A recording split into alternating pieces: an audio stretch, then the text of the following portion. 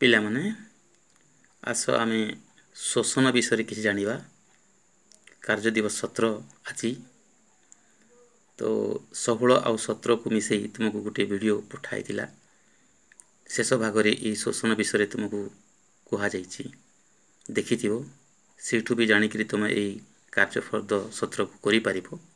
तथापि जेहेतु तुम मैंने सब उत्कर्ष पिला अनेक किछि पढ़ीछ किंतु किछि भूली जाइछ तेणु आमे टिके सामान्य यही प्रश्न मानक देखिदबा सामान्य भाव एवं तापरे आमे लेखा आरंभ करिबा। कार्यफर्द 17 देख प्रथम प्रश्न देखिनियो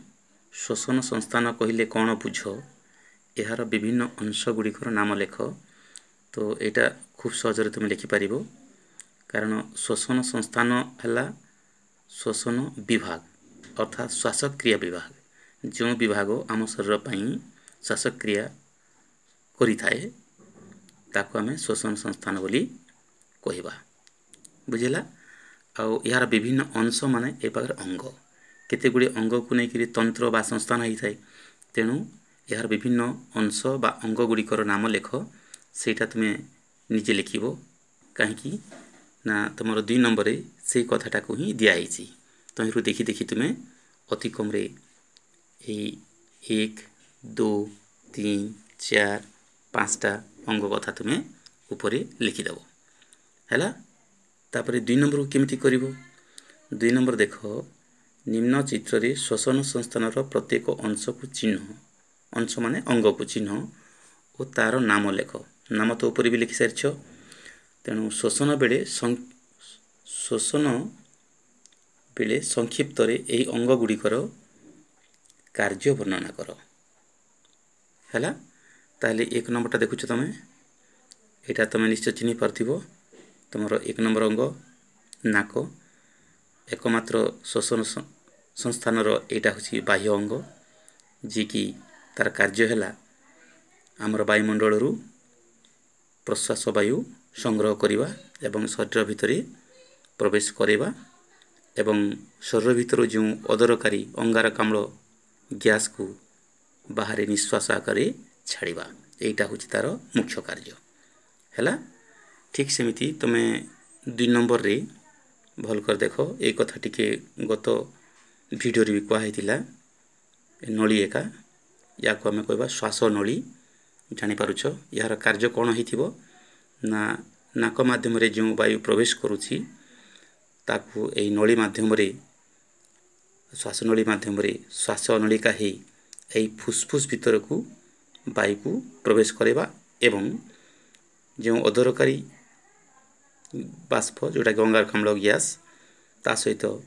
बाकी वायु को नाक को प्रेरण करवा पठेवा एटा होछि श्वास नलीर कार्य।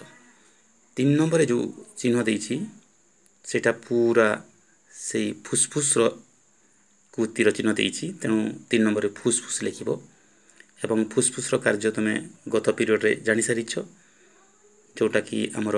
श्वासक्रियार मुख्य अंग जहाँ भीतर कि वायुर बा गैस रो आदान प्रदान हुए अर्थात अम्लजान भीतर रक्त भीतर प्रवेश करे एवं रक्त अंगारकाम्ल गैस आसी फुसफुस रे नलिका देकी नाक बाटे बाहरी जाए तेणु सेटा होछि तार कार्य। ठीक से भाई 4 नंबर देखुछ 4 नंबरटा देखैछि फुसफुस भीतर अंग टी देखैछि जहाँ को कोटरिका बोली कहवा यही कोटरिका कौन कौन काम करे शाखा नलिकार प्रांत गुड़िकर जो लक्ष लक्ष छोट छोट कोटरिका था माने छोट छोट कोटरी सब थाए एठारे रक्त कैशिक मध्य अम्लजान और अंगारकाम्ल गैस विनिमय घटे अम्लजान कोटरिकारु रक्तनली मध्य प्रवेश करे कोटरिकारु अम्लजान रक्तनली मध्य प्रवेश करे और अंगारकाम्ल रक्तनली कोटरिका मध्य प्रवेश करे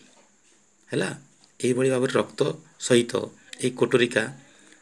अम्लजान एवं अंगारकाम्लर विनिमय काम करि थाए ताकू तुम यही 4 नंबर घरे लिखिबो एवं 5 नंबर जोटा देखुछ जो अंगटा ताकू तुम मध्य छदा बा डायफ्राम ମଧ୍ୟଛଦା ବା ଡାଏଫ୍ରାମ୍ ବୋଲି କହିବ ହେଲା। ଏହାର କାର୍ଯ୍ୟ କ'ଣ ହେଇଥିବ? ଏଇଟା ମୁଖ୍ୟତଃ ଆମର ବକ୍ଷ ଗହ୍ୱର ଓ ଉଦର ଗହ୍ୱରକୁ ପୃଥକ କରିଥାଏ। ଆଉ ମନେ ରଖ ପିଲେ, ଏ ଯେଉଁ ମଧ୍ୟଛଦାଟା ଯେତେବେଳେ ତଳ ଉପର ହୁଏ ଅର୍ଥାତ୍ ଟାଣି ହୁଏ, ୟାର ଗୋଟେ ମଡ଼େଲ୍ ବି ତୁମକୁ ଭିଡ଼ିଓରେ ପଠାଇ ଦିଆଯାଇଛି, ଦେଖିବ ସେ ମଡ଼େଲ୍ କେମିତି ତିଆରି କରାହେଇଛି। ତଳପଟେ ଯେଉଁ ବେଲୁନ୍ ଦିଆହେଲା,